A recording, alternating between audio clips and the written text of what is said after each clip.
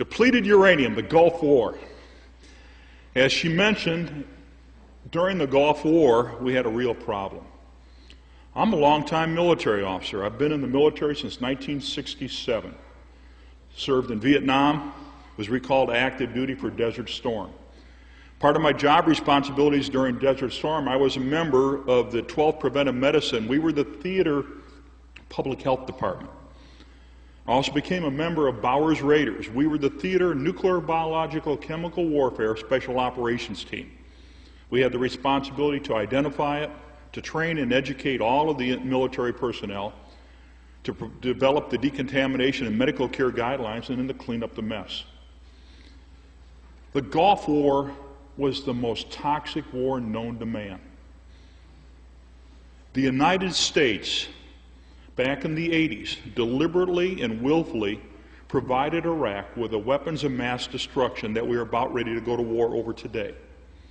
That is all verified in the United States Senate report, provided called the Regal Report. You can obtain that on the traprockpeace.org website. The other thing that happened is once we knew where it was and we went to war, we had to make a conscious decision. We made a conscious decision at the command headquarters that we would blow up Iraq's weapons of mass destruction in place, as chemical, as biological, as nuclear. That's verified in Schwarzkopf's autobiography on page 390. We made that decision in December of 1990. The purpose was to destroy it where it was rather than for him to release it substantially back on the coalition forces as we went to war. Ladies and gentlemen, when we go to war, the purpose is to kill. The purpose is to kill the enemy, every single one of them. That is part of war. As a consequence, in preparation for war, or to ensure that we win the battles, the United States made a deliberate decision that they would use depleted uranium munitions, as they're called. In 1990, when I was deployed to the Gulf War, I didn't know a thing about depleted uranium munitions. Well, that's 20-some-odd years after I initially went into the military. In December of 1990, I received a letter via the United States mail into a combat zone from the Pentagon, from the senior health physicist for the U.S. Army, saying, you better think about depleted uranium. And I go, what's that? I've never heard of it. Did not know. We went to war. We're blowing up all the chemical and biological stockpiles that Iraq has. This is like hitting an ice cube with a hammer. All that happened is it came back on all of us. It came back on the Iraqis, the Kuwaitis, and the Saudis. We misused pesticides beyond belief. Toxic industrial chemicals. You're moving a city, a giant military force, and they have to use all of that stuff. So all that stuff was released and came back on everybody. We had immunizations, the anthrax vaccine, that contains squalene instead of alum as the adjuvant. And this adjuvant is what gets the site ready for the reaction to make it safe again, so that the antidote in the immunization will work. But squalene affected the immune system. We had food and waterborne illnesses all over the place. They lit off the oil well fires, and we had incomplete combustion byproducts, massive byproducts, inorganic, organic, heavy metals, and everything coming out of the oil wells, and we breathed that in. It was a toxic war, a toxic mess. And then depleted uranium came along. During the Gulf War, the United States fired over 350 tons of munitions containing uranium-238. 350 tons. Now, any place that we go, whether in Illinois where I come from, or here in Seattle, or in England, or any place around the world, if you were to take 1 pound of solid uranium-238 and throw it out in anybody's backyard or in your community park, or I just came from Massachusetts, if they were to throw it in the Commons in Concord, Massachusetts, where our nation was born, you would go to jail forever. You would be in jail for a long time. However, the United States could take our radioactive waste, put it into munitions, and throw it into anybody else's backyard with immunity. Or so they continue to think.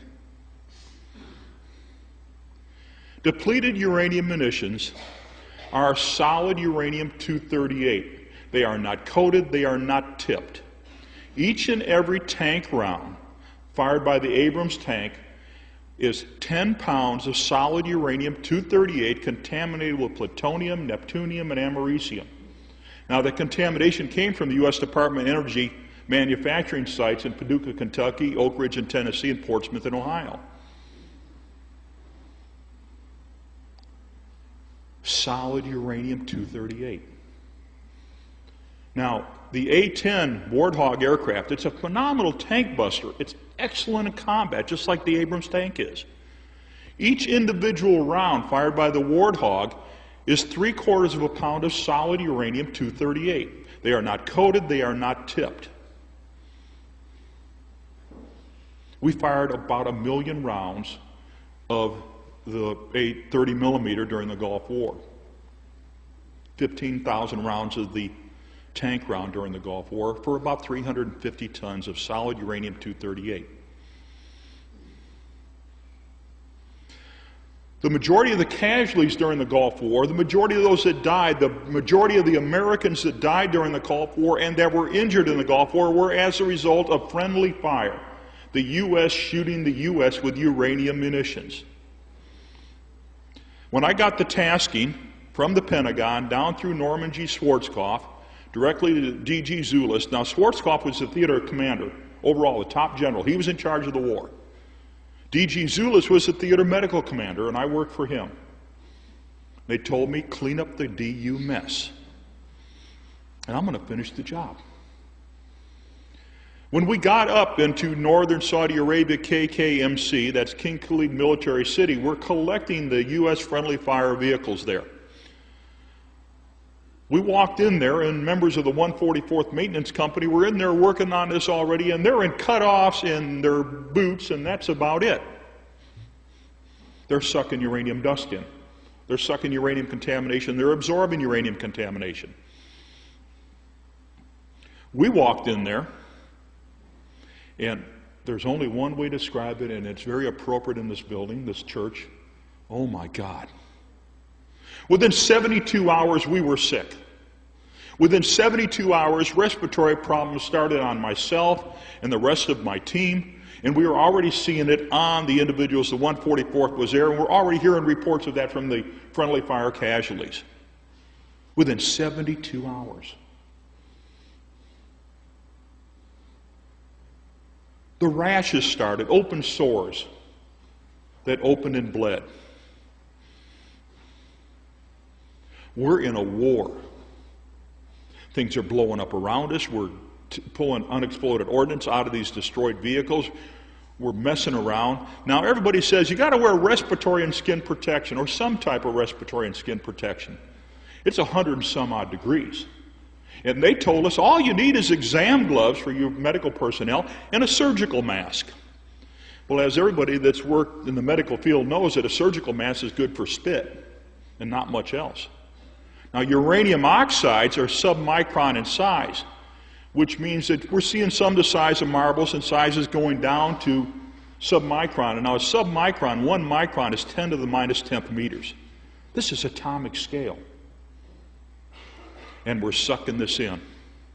And the troops are sucking this in, and they're getting sick. Now, as the health physicist and responsible for the theater, I went to the medical commanders and said, you got to provide medical care for all of the DU friendly fire casualties immediately. We need a radiobioassay, which consists of nasal and pharyngeal swab. You reach into the back of the throat with a Q-tip, and you find out if they sucked in any uranium in. You collect their urine to find out if it was collected in, they're passing it out. You collect their feces to find out if they're passing it out. But you need to do it right away, because in order to get heavy metal to poison, now uranium immediately starts out, your primary problem is heavy metal, not the radiological components. It's the heavy metal components. So we need to do chelation just like you do for lead poisoning. But it has to be done rapidly because of a thing called bio half-life.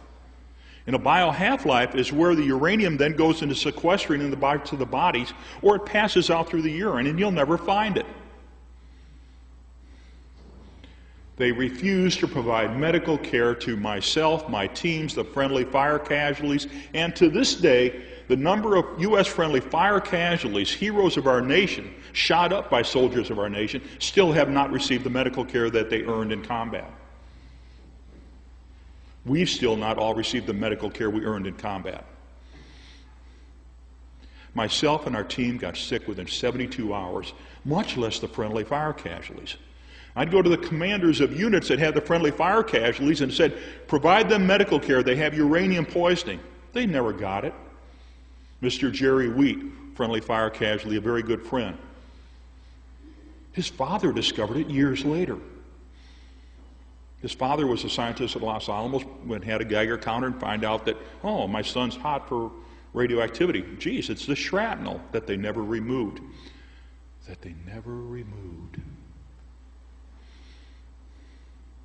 We've had a toxic wasteland, an unbelievable toxic wasteland caused by deliberate Iraqi actions with their weapons of mass destruction in their Scuds. I've had 32 Scuds come in over my head and blow up. You just, crawl under your bed, which is basically a canvas cot, and you put on your protective clothing and hope that that protective clothing works and that the warhead doesn't come down and blow up in your face. A toxic wasteland.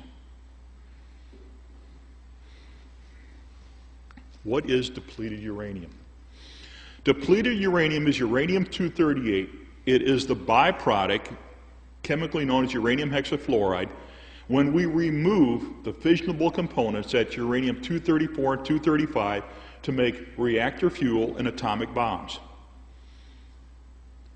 For every 100 pounds of solid natural uranium that I have, 99.2 pounds to begin with is uranium-238, and 0.8 pounds is uranium-234, 235, the fissionable component.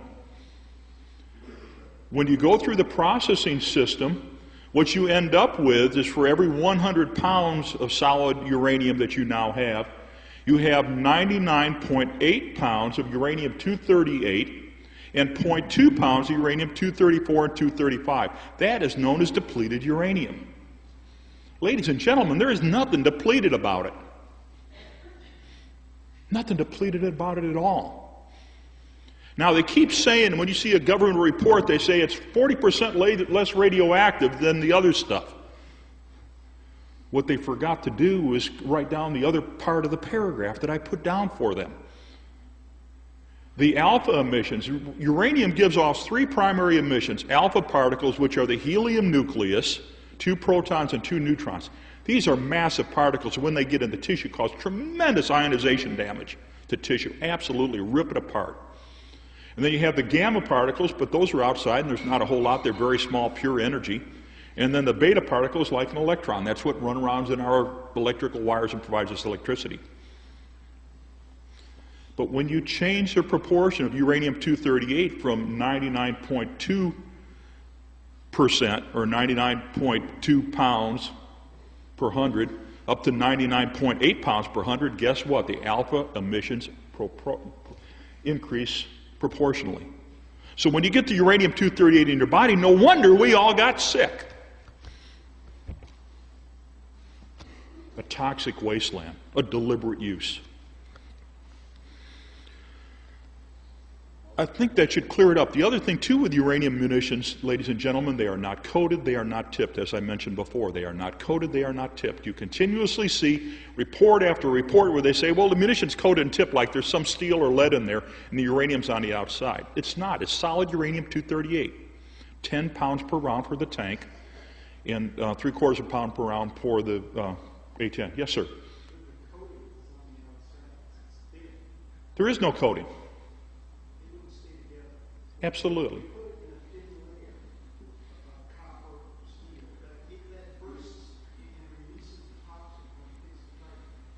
There's a very thin copper coating on the A10 round, the 30 millimeter round. It's so thin that it's only to protect the gun barrel riflings. Then it's gone.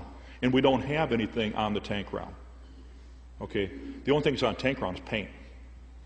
Okay? So there's nothing there. It's irrelevant. Okay? So that's, I mean, how it works. Now, when a DU round impacts, now, ladies and gentlemen, I'm a warrior. When you, and you probably, if you've listened to Scott Ritter or met Scott Ritter, Scott's the chem portion, I'm the nuke portion. Okay?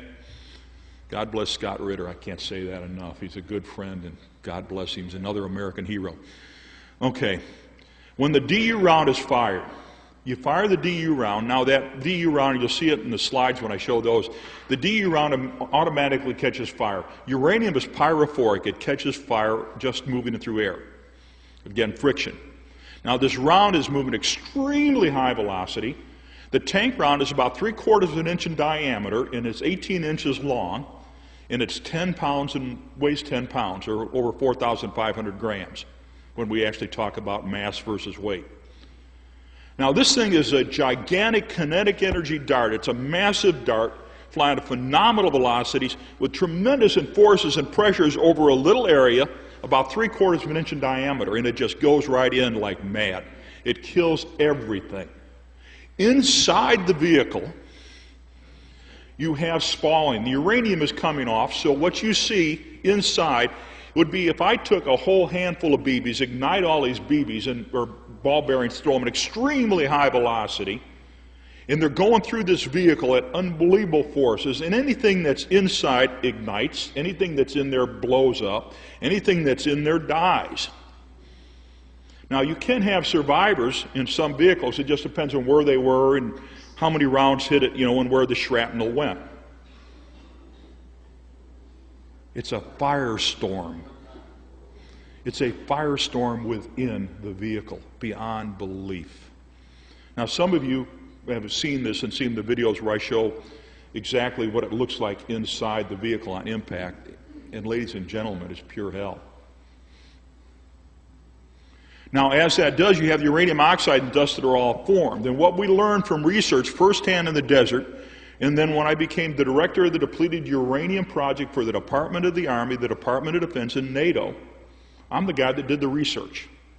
They told me to figure out how to use this in a war.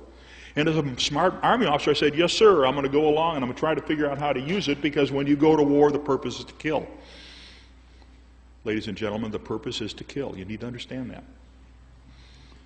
So as we did this, we get out there and find out that the uranium dust and oxide surrounds the area right around inside the tank and around the tank, solid for 25 meters, about 80 feet.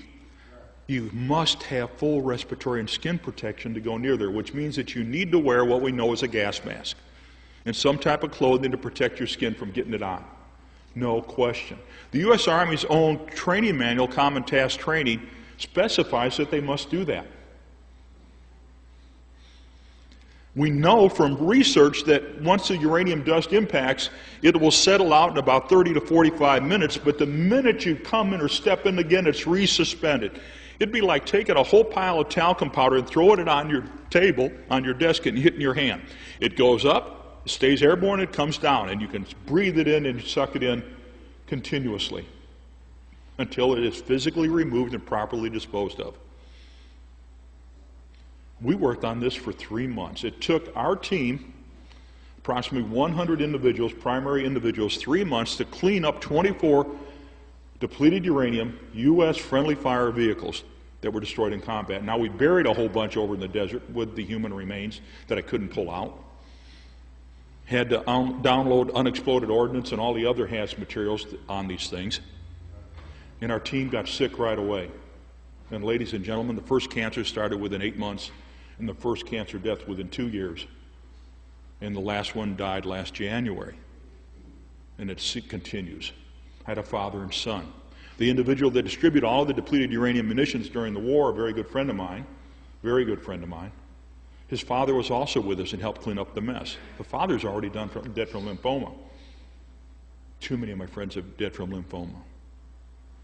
Too many of my friends are dead from all of these health effects. Depleted uranium munitions on impact are an awesome weapon. And therefore, as a consequence, the United States deliberately and willfully told us as early as 1991, when we were specifically tasked to clean up the mess, that no matter what, they were going to use the depleted uranium munitions. They were going to use the depleted uranium munitions. The famous Los Alamos Memorandum was sent to me in March of 1991 after I was tasked to clean up the depleted uranium munitions in the war. And I want to read this memorandum very specifically and quote from it so that you understand what is happening. Los Alamos, New Mexico, 1 March 1991. Subject, the effectiveness of depleted uranium penetrators. There is a relatively small amount of lethality data for uranium penetrators, either the tank-fired long version or the Gaui 8-round fired from the A-10 close air support aircraft. The recent war has likely multiplied the number of DU rounds fired at targets by orders of magnitude. It is believed that DU penetrators were very effective against Iraqi armor. However, assessments of such will have to be made. There has been and continues to be a concern regarding the impact of DU on the environment. Therefore, if no one makes the case for the effectiveness of DU on the battlefield, DU rounds may become politically unacceptable and thus be deleted from the arsenal. If DU penetrators prove their worth during our recent combat activities, then we should assure their future existence, parentheses, until something better is developed, through service DoD proponency. If proponency is not garnered, it is possible that we stand to lose a valuable combat capability. I believe we should keep this sensitive issue in mind whenever after-action reports are written. Respectfully, Colonel Michael Ziem. I was told to lie. What you learned, what you saw, write it so that they could always use depleted uranium munitions. The health effects of depleted uranium munitions. I got another memorandum on 8 March of 1991, and this came from the Defense Nuclear Agency, and I'll just read one small quote in here. As explosive ordnance disposals, ground combat units, and the civil populations of Saudi Arabia, Kuwait, and Iraq come increasingly into contact with DU ordnance, we must be prepared to deal with the potential problems. Toxic war souvenirs, political furor, and post-conflict cleanup, post-nation agreements, are only some of the issues that must be addressed. Alpha particles, uranium oxide dust from expended rounds, is a health concern, but beta particles and fragments from intact rounds is a serious health threat with a possible exposure rate of 200 millirads per hour on contact. Now, we actually measured it, and it's not 200, it's 300 milligrams per hour on contact. However, the total permissible U.S. dose is 100 milli per year. So in 20 minutes, you exceed the U.S. dose for the general public. And we spread 350 tons throughout Iraq, Saudi Arabia, Kuwait. We deliberately did it in Kosovo and the Balkans in 94 and 95, again in 1999. We shot up Vieques, Puerto Rico, deliberately in 1999. Okinawa, Korea, and numerous states, and don't do anything about it. So we're told that they have known what the health effects are, so I get a memo sent to me as the health physicist saying, hey, lie when you find, on what you find. We won't always be able to use it, but here's the serious health effects. And then a couple of years ago, I finally discovered out why. In 1943, the United States was at war, World War II. General Leslie Groves was the head of the Manhattan Project to develop the atomic bomb. And at that time, some of the greatest physicists in the history of the world, Conant, Compton, and Urey, sent a letter to General Groves, and they recommended that the United States deliberately use radioactive materials in uranium to contaminate air, water, and soil to cause the respiratory, the blood, the cancers, the gastrointestinal, all of the effects that we encountered on myself, within my team, and all the friendly fire within 72 hours in the Iraqis, okay? And all over the place. So it was known all the way back. No wonder the Defense Nuclear Agency March 8th memo said it's a serious health threat. It's not a question. It was there and known all along. How does it work? It kills everything on impact. It's a firestorm. It's unbelievable. Now, when it gets into the body, what we found out is it causes the respiratory problems fairly rapidly, because that's what happened to me and my guys and everybody else. It's like super asthma, okay? And then what develops then is calcified granulomas, and you develop what's called reactive airway disease. You're basically drowned when you try to do any activity. Always known, happening. The rashes come in.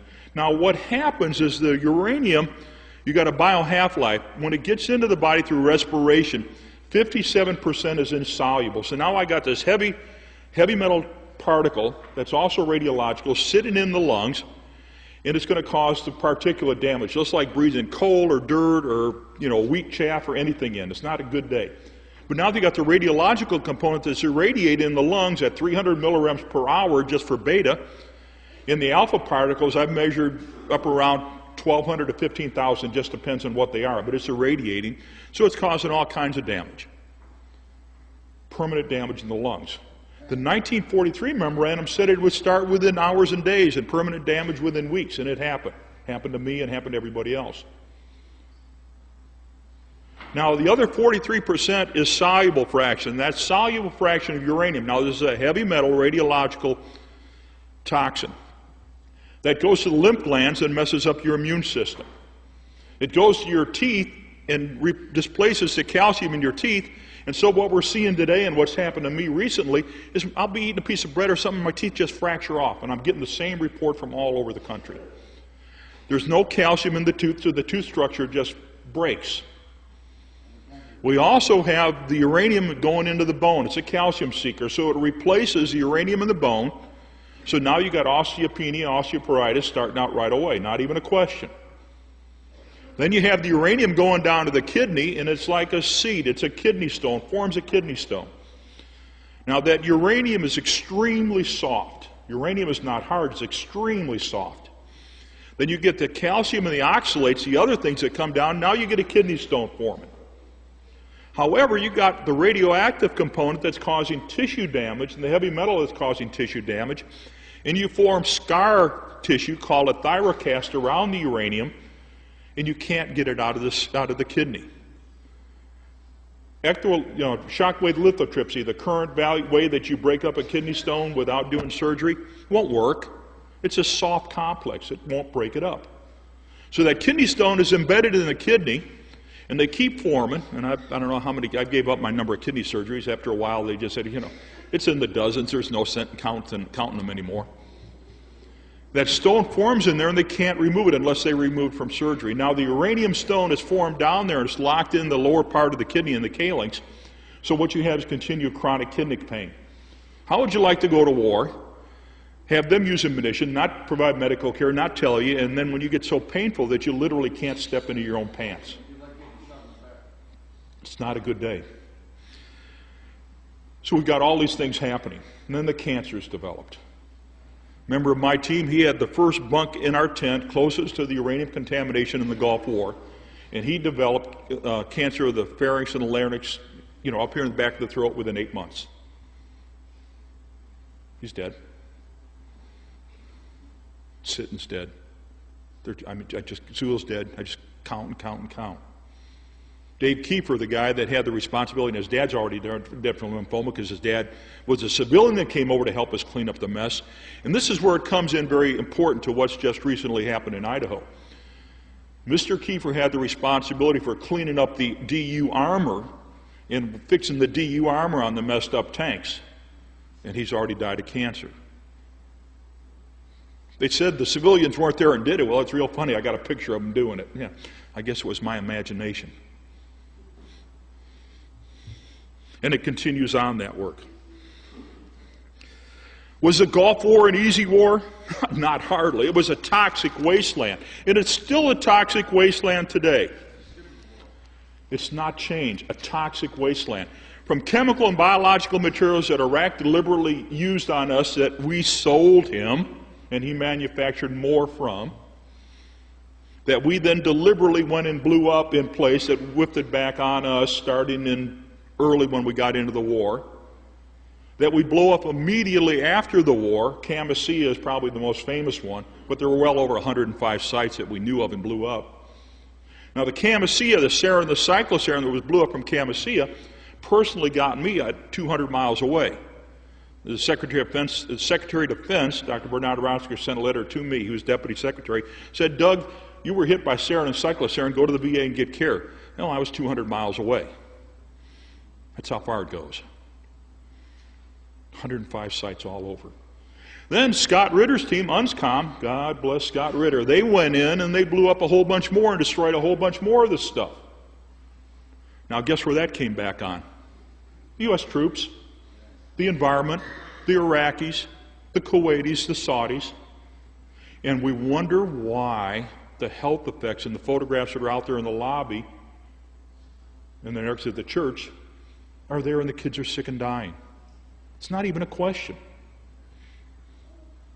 So where does the blame land? It lands all over the place. But when we decide to deliberately use depleted uranium munitions, refuse to provide medical care, refuse to clean up the environment, we got a problem that we must deal with. What happened when we looked at all this stuff? Had all the orders. The orders kept coming on down. We started, do the medical care, provide the environmental cleanup. The orders never ceased. And the exposures never ceased because the medical care was never provided and the environmental cleanup was never done. One of the most disturbing facts that's happening right now, ladies and gentlemen, and I'm glad to see veterans in our audience today because, you know, again, they help protect our freedom and that's what it's all about. But at the same time, when we go to war, if we use a weapon, we have to look at the responsibility and the consequences of the use of that weapon. The Gulf War had a total casualty count of 760 casualties when we redeployed in 1991. Redeployed means that we bring the troops back home. You know, for me, I came back home and I went back to my laboratory at the University of Illinois in the physics department. Other ones back at plumbers and farmers and firemen and policemen. Today, ladies and gentlemen, a firm casualty count from Gulf War I, which was the one-year period, basically August of 1990 through the fall of 1991. These are the individuals who were actively involved in combat or the cleanup. The casualty count, those that have received Department of Veteran Affairs disabilities, that means service connection for injuries and illnesses caused during combat, has gone from about 463 injured and ill to 159,238. Now this doesn't include mine because mine came after this number was released officially. And over 8,000 dead. I went from 294 dead to over 8,000 dead. I went from 463 injured and ill as a direct result of combat to over 159,000. Ladies and gentlemen, the Gulf War is the largest friendly fire incident in the history of warfare. And depleted uranium is one of the primary culprits. That's hard to say because I'm an Army officer that was tasked to clean up the mess. Now, we didn't stop deploying troops over there, ladies and gentlemen, and troops are still going over there, and they're about ready to go over there again into a toxic wasteland. Since 1991, we continued to send troops over to the Gulf region, to Iraq, Saudi Arabia, and Kuwait. The number of casualties now from the extended Persian Gulf War, ladies and gentlemen, the individuals that have been awarded disability from the United States Department of Veteran Affairs for service-connected injuries in the Persian Gulf is 250,000. 1/3 of the force that went to the Gulf War is now under disability because of the health effects of this toxic wasteland of depleted uranium munitions. We knew the criteria for what happens, that you need medical care. If you're in and around a vehicle that's struck, if you're in and around working any of the uranium munitions that's burned, any of the residue, the smoke, if you're working around the stuff as our friends over in Idaho did, working with the armor and everything, you need medical care. That directive was issued on June 8th of 1993. It was reissued in August of 1993 by General Eric Shinseki. Ladies and gentlemen, General Shinseki is the general that's sending the pride and youth of your community to war again within weeks. And he directed that medical care be provided, training and education be done, and environmental cleanup be done. And it's not been completed. In October of 1993, when we were going to use uranium munitions in Somalia, ladies and gentlemen, Africa, we got it stopped, but they specified exactly what criteria for exposures were supposed to receive medical care, and it never has happened. By my count as the investigating officer during the Gulf War, I had a little over 123 individuals that lived in friendly fire through depleted uranium munitions impacts. I had another 250 total involved in all of the cleanup and everything else after the war, known exposures. The United States Department of Veteran Affairs in Baltimore, Maryland, just up until recently, had only provided care for 33 individuals, not even 1/4 of the friendly fire that survived. In the last count I had, it was up to 60 of us. Now, they've had me up there one time, but the doctor in charge up there never returns any of my phone calls at all since 1999. Doesn't return phone calls to my physician at all, even though myself and my guys are sick. A little over a week ago, I called Dave up down in Alabama, and I said, "Hey, Dave, you getting your medical care yet? What's happened?" He said, "No, they haven't given it to me yet." The number 2 man on the whole thing has still not received medical care, and he's very sick. The orders have been repeated over and over and over again, and it's never been complied with, and they don't have any intention of complying with it, because, ladies and gentlemen, as the Los Alamos Memorandum directed, when you find the findings, you lie so that we can always use this in warfare, because it's an extremely effective weapon. Not a question of the health effects, not a question of what needs to be done, but it just goes on. In 1992, the United States Senate ordered the United States Army Environmental Policy Institute to, quote, conduct a study on the health and environmental consequences of depleted uranium on the battlefield, remediation technologies which might be developed, and the ways in which toxicity of depleted uranium might be reduced. Please note that depleted uranium is fully supported by the Army as an item that gives the American soldier the winning edge on the modern battlefield. Thus, it is important to realize that the use of depleted uranium was carefully compared against other materials and determined to be superior. And it is.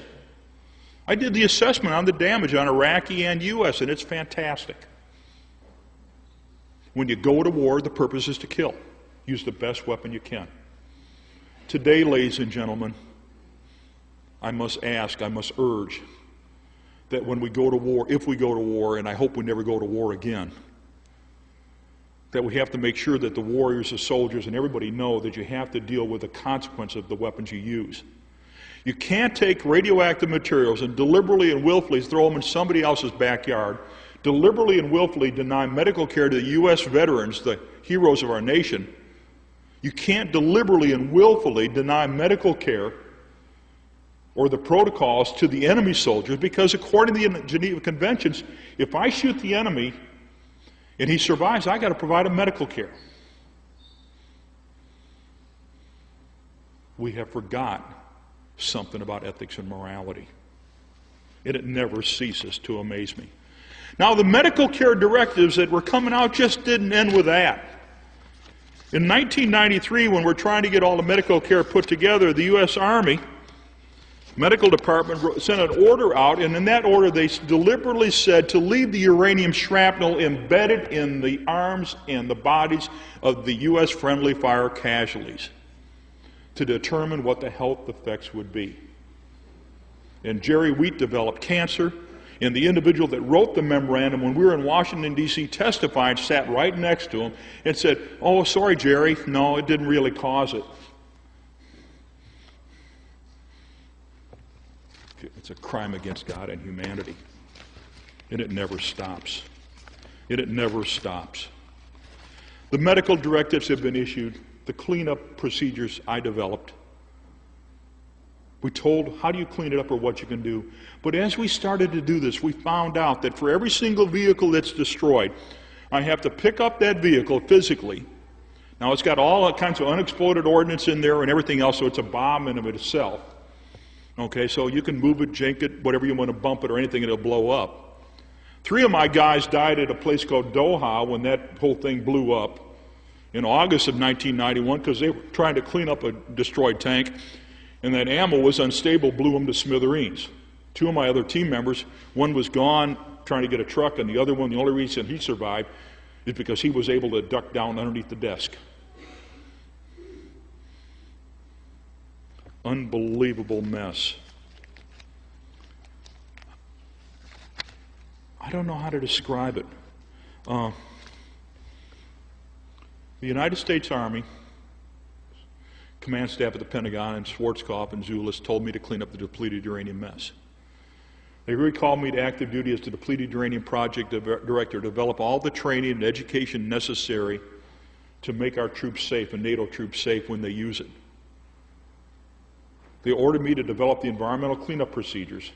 And we found out that for each single vehicle, I'd have to take that vehicle, physically remove it, and then scrape all the dirt down to 6 inches out to 400-meter radius in order to make it safe. The highway of death, ladies and gentlemen, is a toxic wasteland depleted uranium mess as we speak. The Seattle Post-Intelligencer, Larry Johnson, just wrote an article, and we worked on and talked with them. They went over, they measured the contamination physically at the site, and it was 1,000 times permissible. Had nothing to do with the U.S. Army measurement. That's your own local newspaper and your congressman. Not a question. An unbelievable mess. Ladies and gentlemen, when you go to war, the purpose is to kill.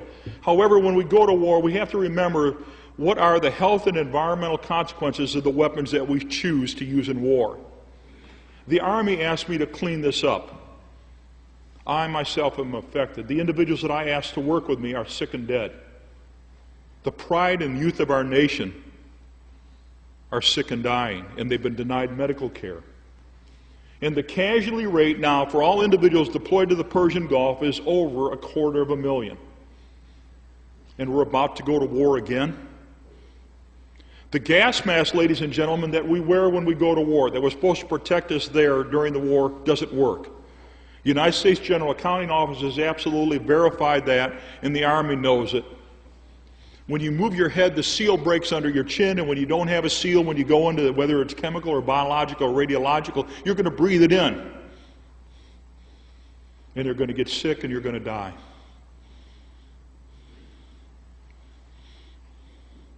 A little over a year ago, last summer, in June, I was invited to the United Nations UNESCO Child and the Family Conference in Athens, Greece, to discuss the effects of war on children.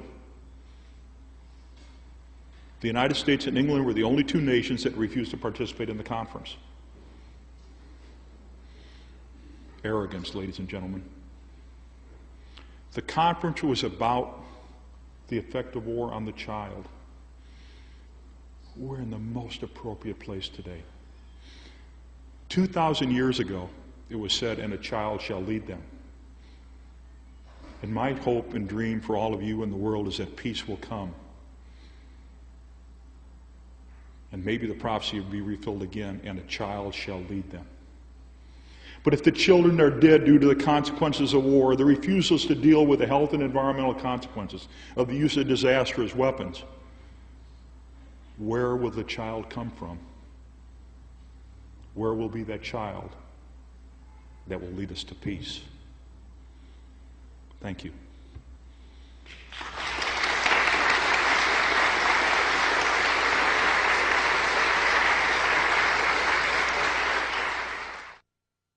Are there any uranium-238 substitutes that should be used instead of this substance? The primary substitute, which I would recommend, and again has the effectiveness of a penetrator, is a tungsten penetrator. Again, the Department of Defense even acknowledges in the videos that we've done that tungsten, the difference is basically you can fire a tungsten round at 2,000 meters versus a DU round at 3,000 meters have the same effect. However, the type of battles we're going to have are very seldom going to be in the desert again. So when you're in close range comparison, tungsten's a lot better. It doesn't leave all the environmental and health effects that DU does. I don't have any idea on cost.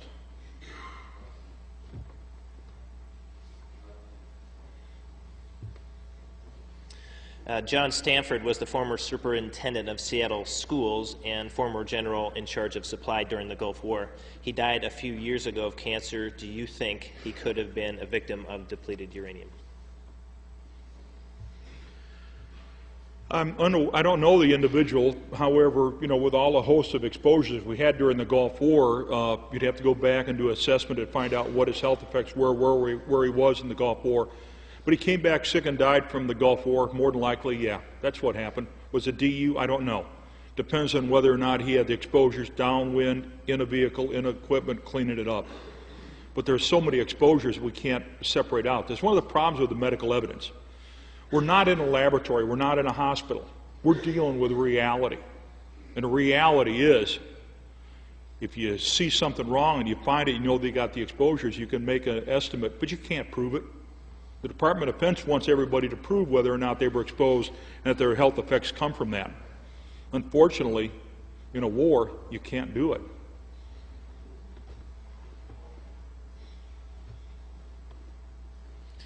Can you describe how depleted uranium gets into groundwater and the food chain and its effects there? Depleted uranium is going to get into the groundwater and the food chain multiple ways. You got all the uranium dust contamination, all the equipment that breaks down, that then moves into the water table and into the water supplies. In the food, you have uranium oxides and everything that actually be absorbed into the plant structure. Now, one thing that we do know, the United States Army's Common Task Training specifically states that uranium contamination will make food and water unusable. So when you have that, ladies and gentlemen, and it also states in there they must wear full respiratory and skin protection. We also know it happens forever. Therefore, when the Army personally says that food and water will be contaminated, and that's an indiscriminate killer, that makes the use of depleted uranium a crime against God and a crime against humanity. Because it doesn't matter, and again, and the child shall lead us.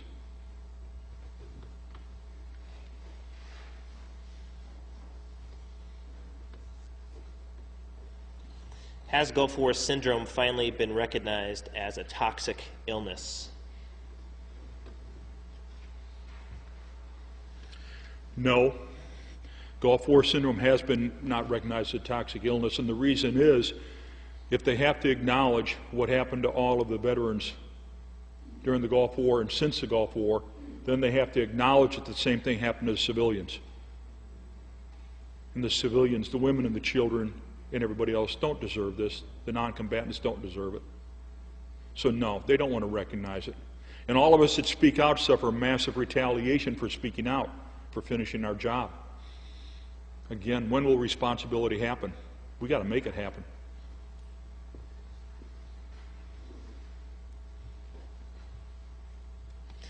What studies have been conducted about the effects of depleted uranium on Iraqi soldiers and/or civilians? The World Health Organization has been asked numerous times to do the study. The British Royal Society has been asked numerous times to do the study.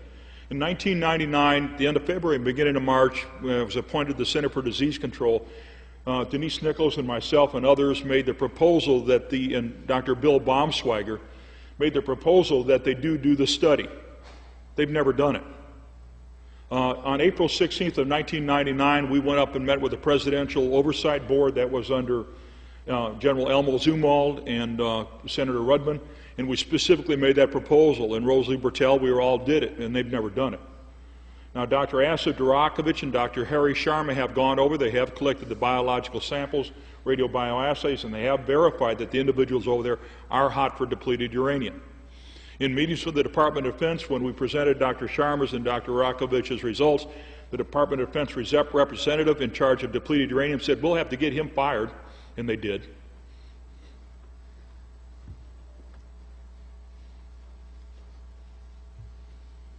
In your opinion, how many people living in areas where depleted uranium are used are affected at this time?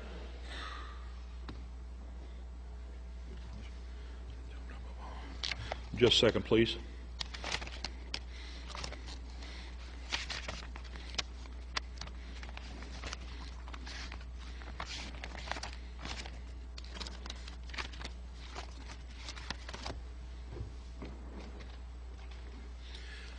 The individuals affected by depleted uranium, if you're in an area, again, coming back to the criteria for exposures, okay, and I've got to pull that paper up again if you wait a moment. If you're in the area, basically, if you're in the area where you're downwind of any contamination, where you work in the area of any contamination, if you've gone within 400 meters of any contamination, if you've been downwind within a fire, or you go back in an area that was contaminated, then you need medical care. That's the Department of Defense's own specific guidelines. Okay? So it's not a question. It goes back to the October 1993 directive. But the other thing, the June 1993 directive said anybody affected by it. So the men, the women, and children all over the world, Vieques, Puerto Rico, any place where it's been used, and they come into those criteria, they need medical care, and if they're sick, more than likely they had an exposure. But again, when you don't do the medical testing, you don't find it. If you don't find it, you're not responsible. If you're not responsible, you don't have to do anything. That's why medical care was denied to myself and all of the rest of the individuals, and it still is.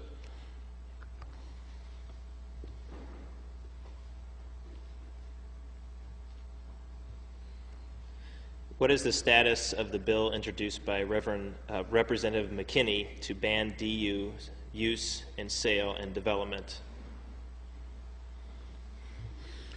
Representative McKinney, and again at our urging, and I'd met with her and her staff, and we tried to get that bill in. The bill is locked in committee waiting for Department of Defense some type of comments or anything. I don't know. We need to force it all out.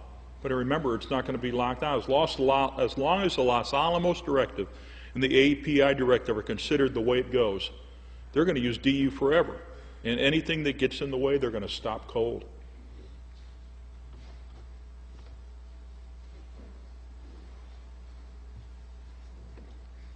What are the proper cleanup measures for uranium-238? Can these sites be adequately cleaned?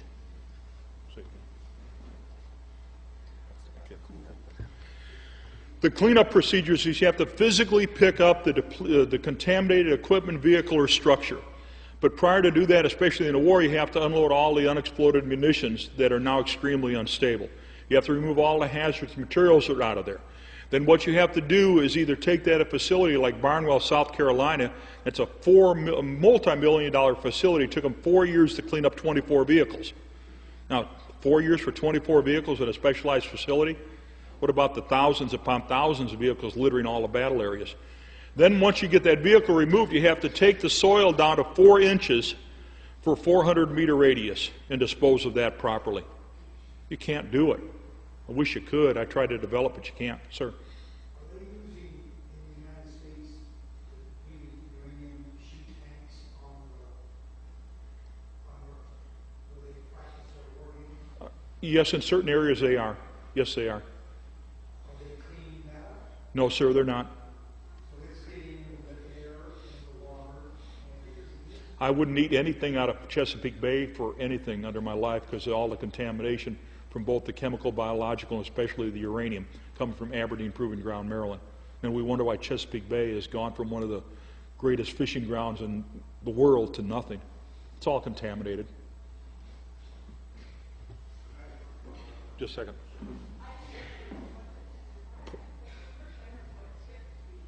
I can't hear you.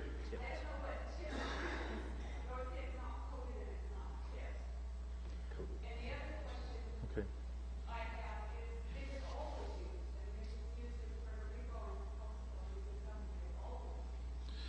Okay, again, this is a total confusion, and the individual that started the confusion did it deliberately. I'm holding a pen up here. If you have depleted uranium round, okay, this round is solid uranium. It's not the tip of the pen up here, it's not the back, and it's not coated. Each round is solid uranium-238. Again, this is a thing to get everybody confused as if it's not a whole lot there. Okay? Now, in Puerto Rico, we know that they used it in February of 1999. I tried to activate my team, the one that we developed for the military, to go clean it up and get medical care. We refused that. We could not do it by the Secretary of Defense. Now, we know from conversations and emails that I've had with U.S. Navy personnel down there that they've been shooting up for a long time because the Navy personnel on the ships and in the areas where they're using it on the guns are getting sick from uranium, and they were having the same health effects. We coordinated those with Dr. McDermott for medical care. But again, that never gets out.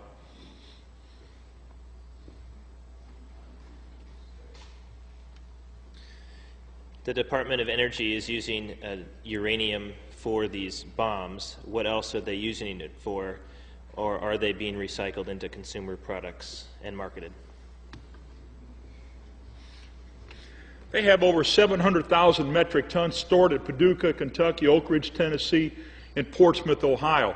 So if you go to the United States Department of Energy website and pull up the environmental impact statement for uranium hexafluoride, you will find out that they want to sell it in concrete. That's called DU-crete. They want to put it in road building materials. They want to put it in buildings and structures, and they want to use it in weapons. So yes, be careful what you buy. Now, the other thing that we do know and have verified 100% is, as a consequence of war, they decided to recycle the metals from combat. So the United States Navy has bought cooking pots to serve fixed food and serve food to our Navy sailors on their ships that are contaminated with uranium metal as a consequence of war and recycled. Be careful where you buy your car bumper. We had a case in Mattoon, Illinois, where they found the bumper was radioactive and it had been processed into a new bumper, and it was uranium-contaminated metal from the Gulf War, went through Japan, and got down to a bumper that was sold in Mattoon, Illinois.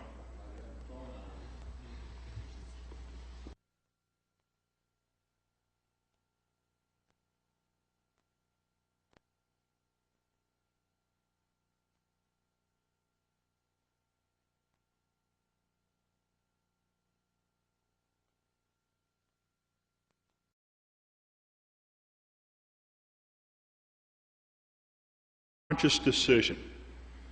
We made a conscious decision at the command headquarters that we would blow up Iraq's weapons of mass destruction in place, as chemical, as biological, as nuclear. That's verified in Schwarzkopf's autobiography on page 390. We made that decision in December of 1990. The purpose was to destroy it where it was, rather than for him to release it substantially back on the coalition forces as we went to war. Ladies and gentlemen, when we go to war, the purpose is to kill. The purpose is to kill the enemy, every single one of them. That is part of war. As a consequence, in preparation for war, or to ensure that we win the battles, the United States made a deliberate decision that they would use depleted uranium munitions, as they're called. In 1990, when I was deployed to the Gulf War, I didn't know a thing about depleted uranium munitions. Well, that's 20-some-odd years after I initially went into the military. In December of 1990, I received a letter via the United States mail into a combat zone from the Pentagon, from the senior health physicist for the U.S. Army, saying, a toxic mess. And then depleted uranium came along. During the Gulf War, the United States fired over 350 tons of munitions containing uranium-238. 350 tons. Now, any place that we go, whether in Illinois where I come from, or here in Seattle, or in England, or any place around the world, if you were to take 1 pound of solid uranium-238 and throw it out in anybody's backyard or in your community park, or I just came from Massachusetts, if they were to throw it in the Commons in Concord, Massachusetts, where our nation was born, you would go to jail forever. You would be in jail for a long time. However, the United States could take our radioactive waste, put it into munitions, and throw it into anybody else's backyard with immunity. Or so they continue to think. Depleted uranium munitions are solid uranium-238. They are not coated, they are not tipped. Each and every tank round fired by the Abrams tank is 10 pounds of solid uranium-238 contaminated with plutonium, neptunium, and americium. Now, the contamination came from the U.S. Department of Energy manufacturing sites in Paducah, Kentucky, Oak Ridge in Tennessee, and Portsmouth in Ohio. Solid uranium-238. Now, the A-10 Warthog aircraft, it's a phenomenal tank buster. It's excellent in combat, just like the Abrams tank is. Each individual round fired by the Warthog is 3/4 of a pound of solid uranium-238. They are not coated, they are not tipped. We fired about 1 million rounds of the 30 millimeter during the Gulf War. 15,000 rounds of the tank round during the Gulf War for about 350 tons of solid uranium-238. The majority of the casualties during the Gulf War, the majority of those that died, the majority of the Americans that died during the Gulf War and that were injured in the Gulf War were as a result of friendly fire. The U.S. shooting the U.S. with uranium munitions. When I got the tasking from the Pentagon down through Norman G. Schwarzkopf, you better think about depleted uranium. And I go, what's that? I've never heard of it. Did not know. We went to war. We're blowing up all the chemical and biological stockpiles that Iraq has. This is like hitting an ice cube with a hammer. All that happened is it came back on all of us. It came back on the Iraqis, the Kuwaitis, and the Saudis. We misused pesticides beyond belief. Toxic industrial chemicals. You're moving a city, a giant military force, and they have to use all of that stuff. So all that stuff was released and came back on everybody. We had immunizations, the anthrax vaccine, that contains squalene instead of alum as the adjuvant. And this adjuvant is what gets the site ready for the reaction to make it safe again, so that the antidote in the immunization will work. But squalene affected the immune system. We had food and waterborne illnesses all over the place. They lit off the oil well fires, and we had incomplete combustion byproducts, massive byproducts, inorganic, organic, heavy metals, and everything coming out of the oil wells, and we breathed that in. It was a toxic war. Depleted uranium, the Gulf War. As she mentioned, during the Gulf War, we had a real problem. I'm a longtime military officer. I've been in the military since 1967. Served in Vietnam, was recalled to active duty for Desert Storm. Part of my job responsibilities during Desert Storm, I was a member of the 12th Preventive Medicine. We were the theater public health department. I also became a member of Bowers Raiders. We were the theater nuclear, biological, chemical warfare special operations team. We had the responsibility to identify it, to train and educate all of the military personnel, to develop the decontamination and medical care guidelines, and then to clean up the mess. The Gulf War was the most toxic war known to man. The United States, back in the 80s, deliberately and willfully provided Iraq with the weapons of mass destruction that we are about ready to go to war over today. That is all verified in the United States Senate report, provided called the Regal Report. You can obtain that on the traprockpeace.org website. The other thing that happened is once we knew where it was and we went to war, we had to make a